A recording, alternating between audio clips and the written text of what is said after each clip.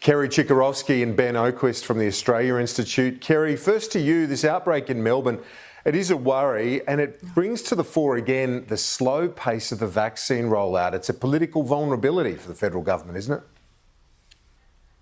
I think we'd all hope it would be rolled out a lot faster, and congratulations, for example, to the New South Wales Premier and indeed the Victorian Premier, who set up those hubs pretty quickly to try and increase the rate of vaccination. But you're right, Chris. We're absolutely right, Kieran, because what's happening is we're all incredibly frustrated about the fact that these borders keep closing. There is definitely a view that vaccinations will help that stop that process, that we'll be able to travel more freely. And let me say, as someone who's had the AstraZeneca jab, I would urge everybody my age, I'm 65, I had absolutely no reaction whatsoever, not even a sore arm. I would urge everyone who has the opportunity, put your hand up now and go and get it. Yeah, well, that's a good message, I think, Ben. When you look at the broader situation, Australia in an enviable position, but this is a vulnerability, isn't it? Every time there's a leakage out of hotel quarantine. So it's a political vulnerability too for the Prime Minister. Yeah, well, here we are after a massive spending budget delivered just a week or two ago, and we're not talking about that anymore, are we? That was really seen as a big political plus for the government, that budget, but we've moved on to talking about vaccine failures, vaccination failures and hotel quarantine. And of course, what's happened in Melbourne underscores that we're not safe yet, and we're not going to be safe until a big section of the population is vaccinated and our quarantine is better. And I know the Prime Minister is very fond of saying that hotel quarantine is 99.99% effective, but 99.9% is not good enough if it allows big outbreaks like this when we haven't got the vaccination done fast enough. I think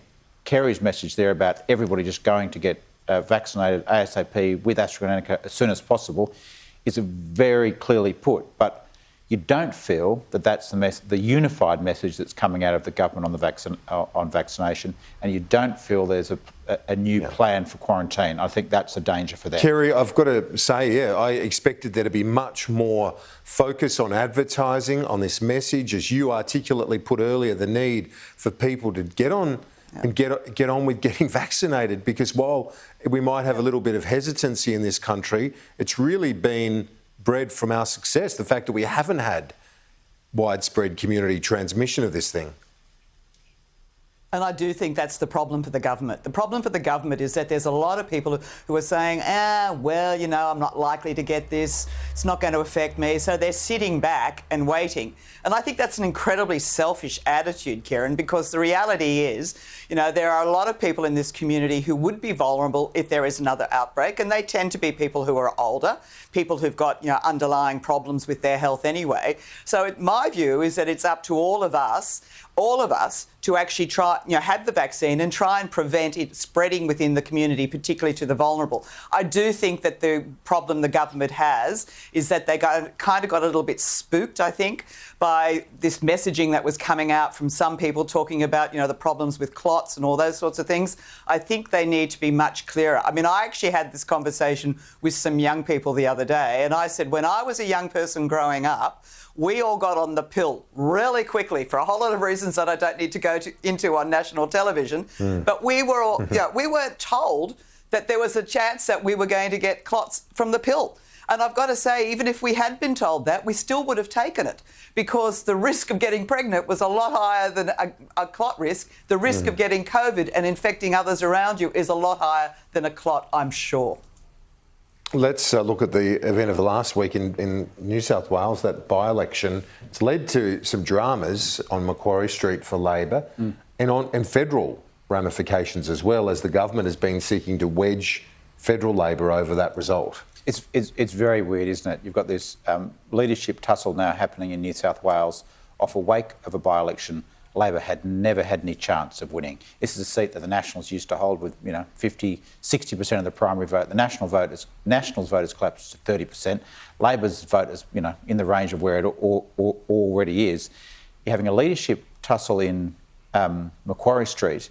No discussion of the coal issue in state politics, yet somehow a coal issue being transported to federal politics to wedge Labor on, despite the fact that polling consistently through that electorate showed that 57% supported the middle ground position, not of eliminating coal, but of no new coal mines. The fact that between them, the Nationals and Labor have got just over 50%. Joel Fitzgibbon's running around saying the problem is we weren't pro-coal enough, and that's why we lost the seat despite running a coal mine. And now, if they'd won the seat, what would he have said? You can't have it both ways. You ran a pro-coal candidate and then lost badly. So that's clearly not the lessons. It's not the lessons being learnt on Macquarie Street. Kerry, the Labor Party is tearing itself apart in New South Wales. Really, at a time of pandemic and a popular premier, it's hard to be relevant for any leader. So, Kieran, you won't be surprised that I have some empathy for Jodie Mackay at the moment, having been in that situation myself. We actually lost a by-election in Auburn, a seat we'd never held, and I got blamed for us losing the seat. Although we actually probably, unlike Jodie, I think we actually increased the Liberal vote in that seat at that by-election. But, you know, it's very hard, I think, to be laying all the blame at Jodie Mackay's feet. She does have a shadow cabinet. She has a whole lot of people who should be working with her on the policy direction that the Labor Party in New South Wales should be taking to both challenge the government over all sorts of things, and not just the pandemic, but also to set out their vision for what they would do if they were to be elected to government. And just to say it's the leader's fault, that's a bit rich. I actually think, I listened to some of the radio yesterday and all these people saying, oh, you know, she's useless, she's hopeless, she's all these sorts of things. Well, I mean, at the end of the day, as I said, there's a whole group of people who she needs to stand with. And if they're not standing with her and not giving her that advice, then tough call to say it's only her fault. But, you know, that's politics. And as I said, been there, done that, know exactly what's going through the minds of the people in Macquarie Street. And they are definitely thinking of changing the leader because they think that will be the solution. But it just shows you how important expectations management is. I mean, there was an expectation that Labor could somehow win the seat. They could never win, and then it snowballs afterwards. Well, like Kerry said, with Auburn for her, been there, done that. Ben Oquist from the Australian Institute, Kerry Chikarovsky, former Liberal leader in New South Wales, great to see you as well. Thanks. The bottom 20% get nothing. They're really unfair tax cuts. People want to see much stronger action from the government when it comes to climate change.